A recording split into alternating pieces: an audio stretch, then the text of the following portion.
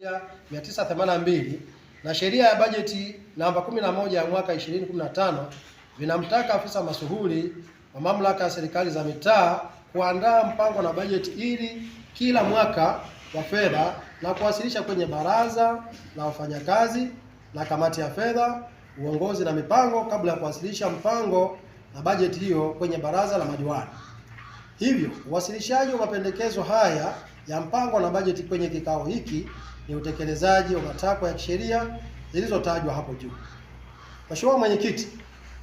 rasimu hii ya mapendekezo ya mpango na bajeti ya halmashauri ya wilaya Namtumbo kwa mwaka wa fedha 2026/27 imeandaliwa kwa kuzingatia dira ya taifa ya maendeleo 2025, sheria ya bajeti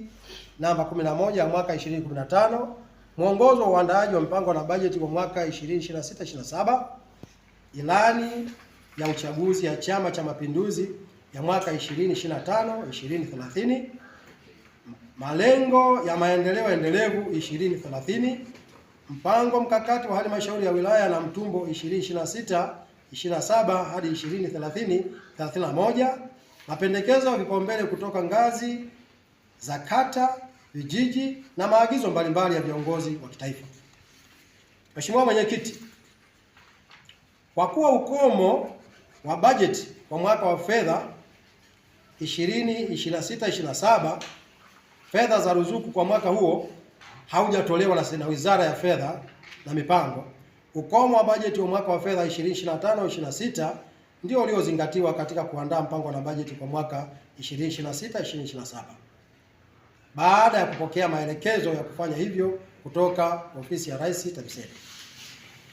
Mheshimiwa Mwenyekiti,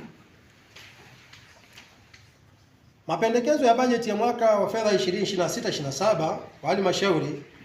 inakisia kukusanya na kupokea jumla ya shilingi bilioni 41,696,351,000, ongezeko ambalo ni 0.5%. Kuhusiana na mchanganuo sasa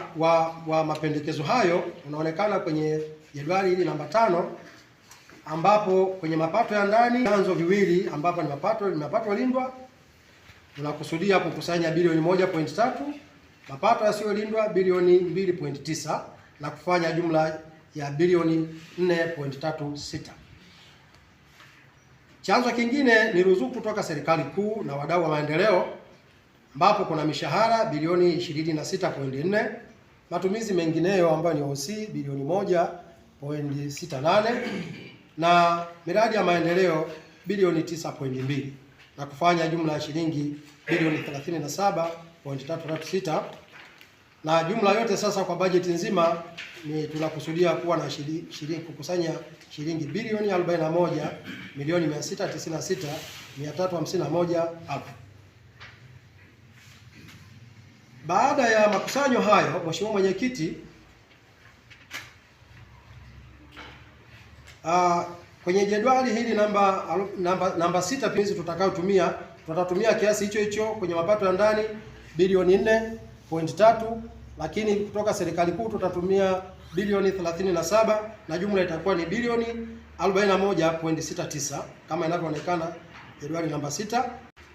au ni mapato, lakini na matumizi pia yanaonekana kwenye jedwali namba 7 ambapo upande wa mapato ya ndani ni bilioni 4.36 na ruzuku kutoka serikali kuu ni bilioni 37.336 na kufanya jumla ya bilioni 41.696. Mheshimiwa Mwenyekiti, baada ya kusoma muhtasari wa mapendekezo ya mpango na bajeti ya halmashauri ya wilaya Namtumbo, sasa niwasilishe rasmi mbele ya kikao chako